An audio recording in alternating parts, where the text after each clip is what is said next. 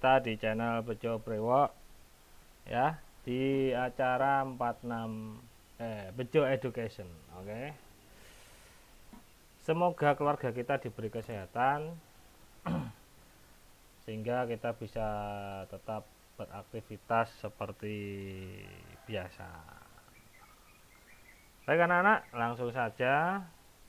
Hari ini kita nanti akan belajar tentang penyebab gangguan pernapasan dan properti tari.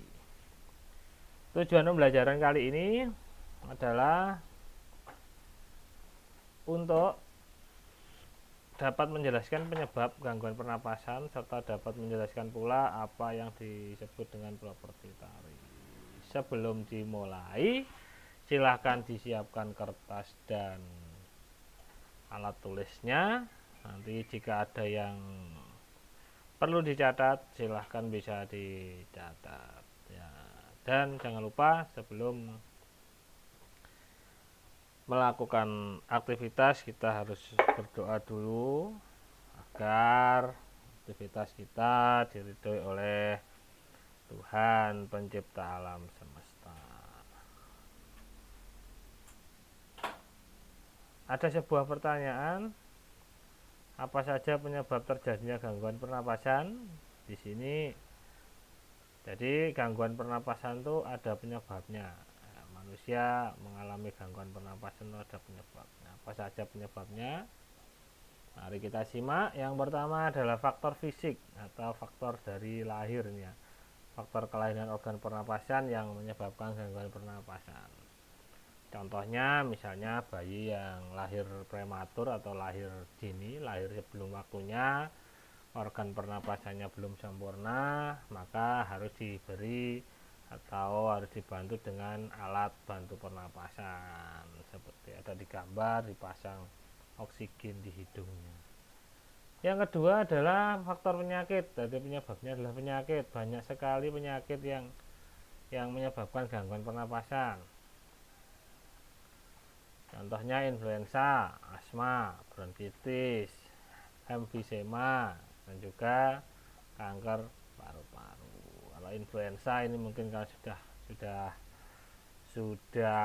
tidak asing lagi ya. Biasanya influenza ini biasanya watuk pilek. Nah, itu namanya influenza.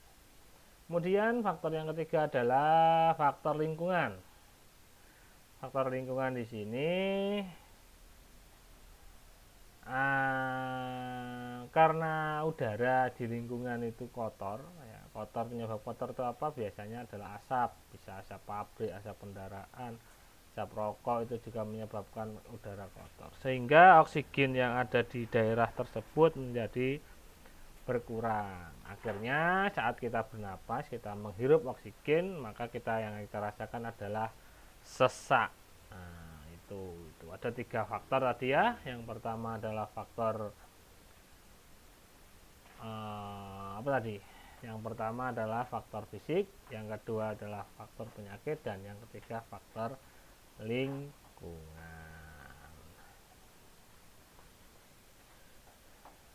Nah, ini ada Pak Tejo yang menyemprotkan spray atau menyemprotkan obat ke mulutnya. Dia menggunakan sebuah selendang. Kira-kira apa ini?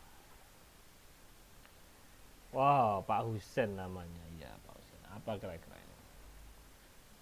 Ternyata beliau ada mengidap atau beliau mengalami gangguan pernapasan yang disebut asma. Jadi dia sesak napasnya sehingga dia harus menyemprotkan obat ke dalam mulutnya.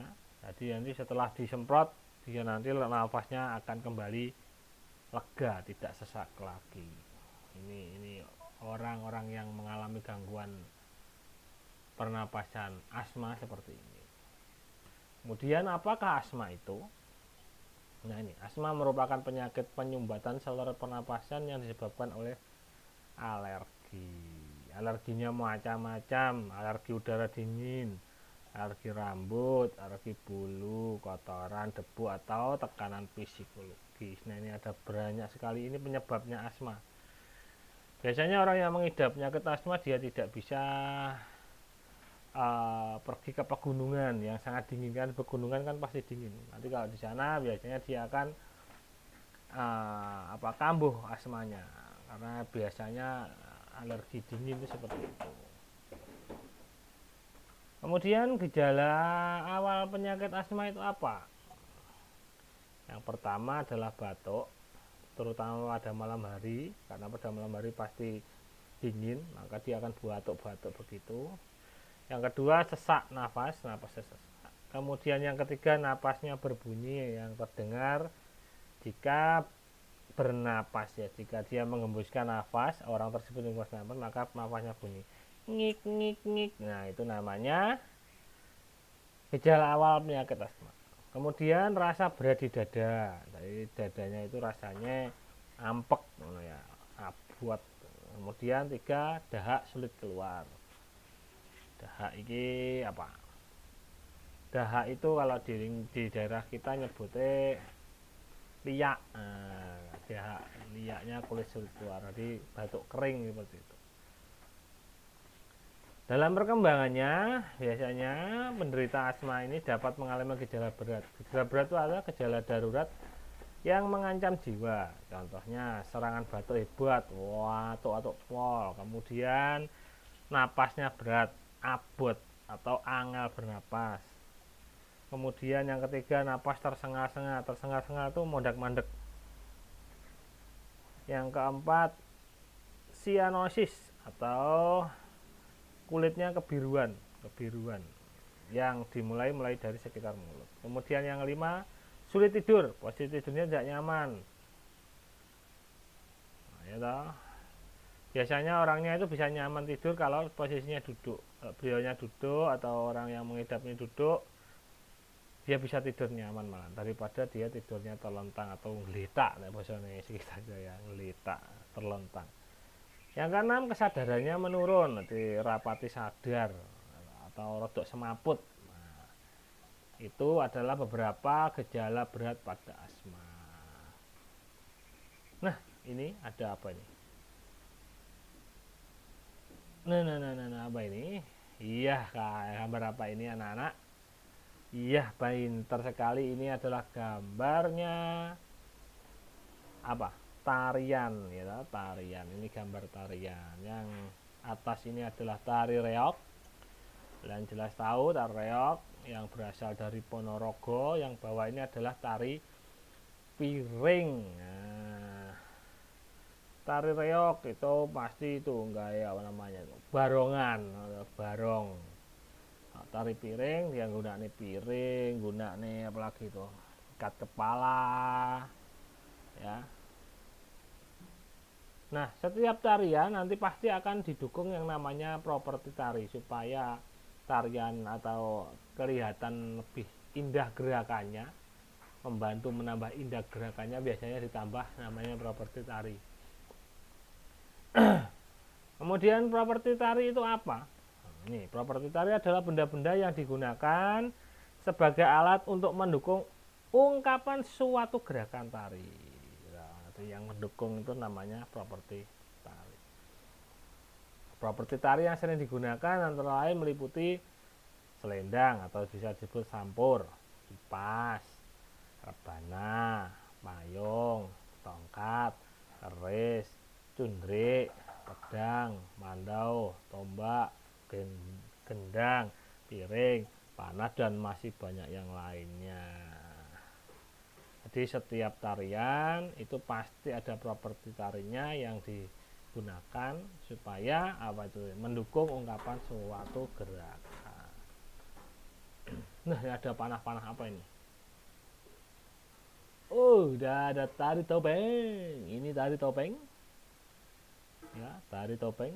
Jadi, nah itu disebutnya salah ini ya. Itu bukan topeng, itu adalah selendang. Kemudian yang bawah itu topeng. Ini ada dua properti yang gunakan, ada selendang atau sampur dan topeng. Tapi salah itu ya. Nah, apa namanya? Manahnya salah ini ya. Topeng itu yang dipakai di wajah, selendang itu yang dipegang sama penarinya. Duh, ada lagi. Tari kancet. Ya, ini tari kancet. Ini berasal dari suku Dayak nih ya, tari kancet dari Kalimantan. Nah, itu yang dibawa atau tameng atau perisai. Nah, itu disebut kalembit. Perisai yang terbuat dari kayu itu disebut kalembit. Kemudian yang dibawa di bawah itu senjata disebut mandau. Nah, ini juga menggunakan properti tari, dua properti tari juga. Selain itu dia juga menggunakan ikat kepala, itu juga termasuk properti tari. Ya. Nah, kita sudah membahas apa saja tadi yang kita bahas, apa yang kita dapat. Yang pertama tadi penyebab gangguan pernapasan.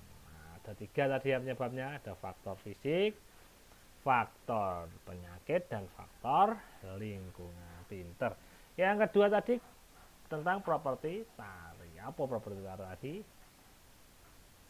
Benda-benda yang digunakan untuk mendukung ungkapan gerakan tari. Fungsinya itu tadi.